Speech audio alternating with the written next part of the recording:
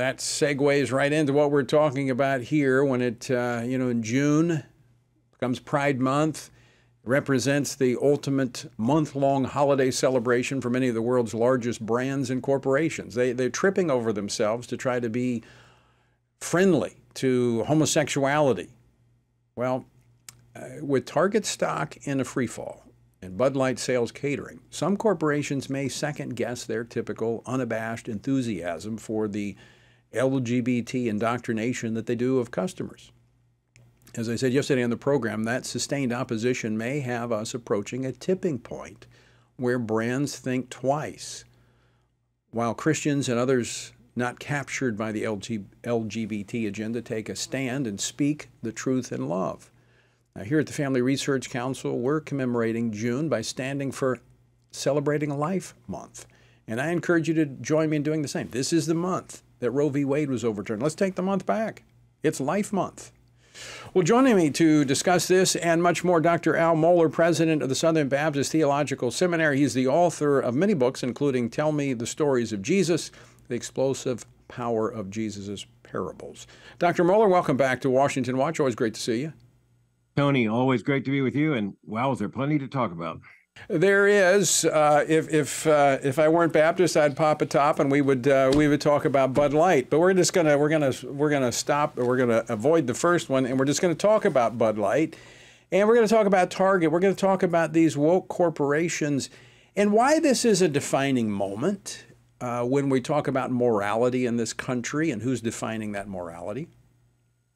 Well, those who are trying to bring about a comprehensive change in this society, and I don't think it's inaccurate at all to call them cultural Marxists. They're trying to bring a Marxist-style revolution, understanding that those who control the culture, and that means the companies, the colleges, the cultural institutions, they're just doing that long march through the institutions that one of their activists called for in the middle of the last century.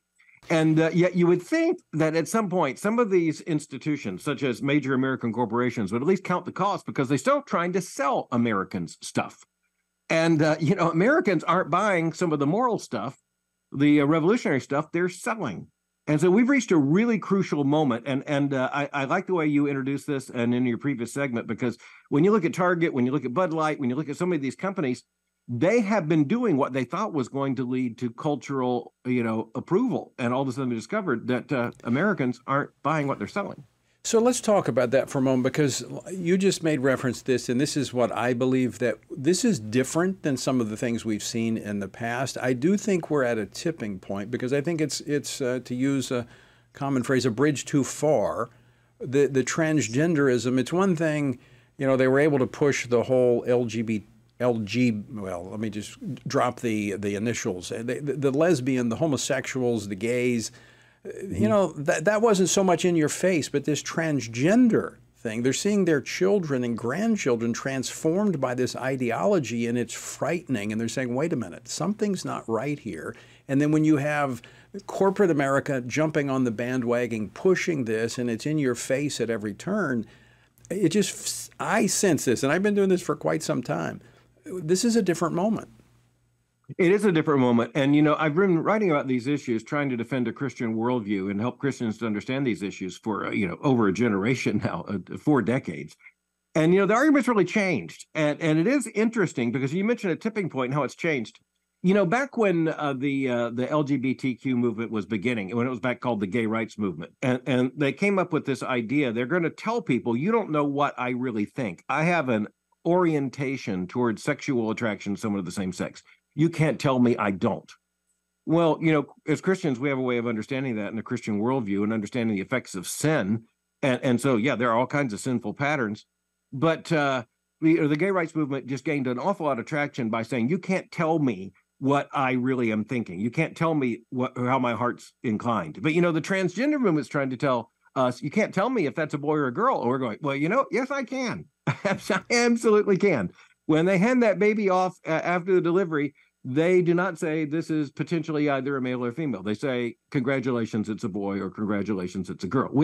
So in other words, we've met a wall there. And as a theologian, I want to say it's the wall of ontology. It is being, it's creation order. But, just the average common person can say, you cannot tell me that that's not a boy or a girl. I know the difference. In many ways, acquiescence or silence in these earlier years to some of this, but you can't tell me what I'm thinking.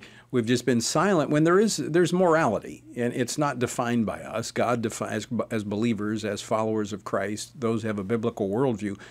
We don't define morality. God does. It is His moral law. And I think that they've pushed this, and we're at the edge of a cliff. And that's why I think it's a moment. It's not necessarily a moment that I celebrate, because I wish we didn't have to be at this point. I am somewhat encouraged that people still have enough resolve to push back to, as you say, the evidence is quite clear here, male, female. But if we don't get this moment right, I'm not sure what the fallback position is. Well, and that's what the LGBTQ revolutionaries, and frankly their allies, that's what they're counting on. They're counting on dominating America's public mind to such an extent that what's absolutely unthinkable on Monday is just common by Thursday. They're counting on that. And by the way, they have been incredibly successful at this. When you look at the polling data, that's why we as Christians have to remind ourselves we don't believe in morality by polling data. We believe in morality by the Word of God. And it's going to take Christians saying no to so many of the demands made upon us by the larger culture, and being made upon us just by walking into a department store or walking in a grocery store now. It's a complicated set of moral acts. Let's talk about that, because that's where the rubber meets the road. All right, how do we as believers, as followers of Jesus Christ, how do we live out in these times? We hear, I'm not one given into boycotts. I mean, I just don't think sometimes they're not really successful all the time. I do believe in stewardship. I do not believe we should use our money that we've been entrusted with by God to fund those things which are counter to the Word of God and the truth of God. So I do believe it in that sense. So as Christians, how should we be responding in this moment? Well, Tony, you raised the complexity of this, because frankly, there are companies that aren't as brazen as Target in their, Pride Month display that have basically the same policies. They also have their corporate people sitting on the boards of these activist organizations and all the rest. And so it's not easy. It's like, it used to be that Christians would say, that credit card company has taken the stand. I'm going to switch to another credit card company. Well, it probably has exactly the same policies.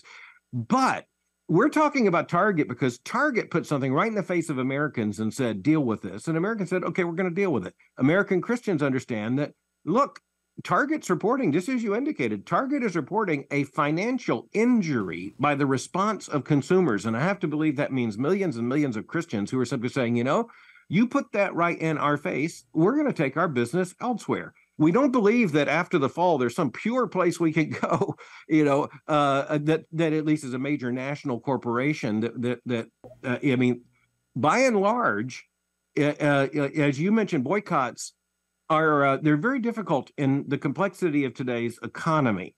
And you and I have been through that war before.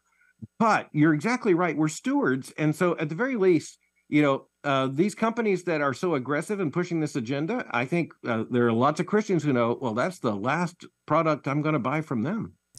Well, let me complicate this conversation because in recent days it's become more known that, one of the favorite fast food places of Christians, ChickfilA, is wading neck deep into this. I mean, their woke roosters have come home to roost. I mean, they are into the diversity, inclusion, and equity, but this is not new. We've watched this back since 2012 when we helped Mike Huckabee support the Chick-fil-A when they took a stand for marriage, only to watch over the last decade them backing further and further away, even to the point of funding groups that have drag queen reading hours, funded the Southern Poverty Law Center, and cut off all Christian organizations like Salvation Army because their views on marriage were too radical. So what do Christians do in a situation like that? Well, you say it's complicated, and that's true. And with Chick-fil-A, it's even a little more complicated because you have two different levels. You have Chick-fil-A corporate, but this is unlike Target in that you also have owner-operators at the local level. And so at this point, we know, we've seen the website, some of the things that the corporate national entity's doing. It's going to be interesting to see. There are an awful lot of faithful Christians who are owner operators of Chick-fil-A's and at the local level. And I've known the founding family for a very long time. I just have to hope that sounder, policies will prevail here. And I think encouragement. I think Christians talking about this, offering encouragement, saying we really are not going to do business with a company that violates, and flaunts its violation of what we believe is Christian morality. But I'm hopeful. And in the case of Target, I'm not hopeful. In the case of Chick-fil-A, I hope. Yeah, I think, one of my colleagues here on the Washington Stand wrote about this, that, it's even more offensive when an organization that has prospered off of its Christian holdings and drawn in Christians then, walks down this same path, maybe not as bad as Target. I mean, you're not blinded by rainbow flags when you walk in. Yeah. But it's betrayal, quite frankly. Yeah, and the question comes down. I hear the logic all the time that we can't do business in this metropolitan area unless we adopt these policies. We can't do business on a broad national scale, and that's where I think we're going to discover that that logic just means eventually you're just the same as Target. Eventually, you're just the same as General Motors or Bank America. Eventually, and I think we as Christians need to understand that, for one thing, we can't trade on anything in the past as continuing unless there are continuing affirmations. And I think we need for those continuing affirmations of what is right and true. Yeah, that is so true. But along with that, standing behind those absolute moral truths with how we operate as consumers, in that our affirmation. You point out how difficult that is, because it's really hard to know unless you're dealing with just one local, it's a hot dog stand. It's really hard to know when you walk in these places what their national policies are. Well, that's one of the reasons. One of the reasons, I'll put in a plug. One of the reasons to shop and do business with local vendors, which I try to do as much as possible. Yeah, well, you're certainly going to know if you sit down in church with the people who are, this is their store. You're going to know who they are. This is really complex. And as you know. And so just to throw a wrench into this, if you're an American taxpayer, one of the horrible things is we are coerced into paying for all kinds of immoral things. And so being in the world but not of it in this kind of situation is just, it's incredibly complex. And I think it's why we need to have these conversations. But when we have knowledge, we're held accountable to the knowledge that we have. And so once these things come to light, we need to take that and I think prayerfully consider, again, stewardship, witness, all of these things. I don't think we should be, confronting people with anger and violence as some have been accused of. I don't think that's happening broadly, but I think we need to be thoughtful believers, exercising our rights as Americans, but more importantly, our stewardship as Christians. Absolutely. We don't have a choice as to whether we pay our taxes, but we do have a choice about where we buy our socks. And it turns out that these days that can be a pretty powerful moral question. And so I want to affirm, what you're saying here. We are stewards, and it is required of stewards that they be found faithful. And that means that we can't live in willful ignorance of what these companies are putting right in our face. Yeah. And as I say, I believe all kinds of people will lie to me, but when they put the pride flag out front, I take them at their word. I think we know exactly what that means.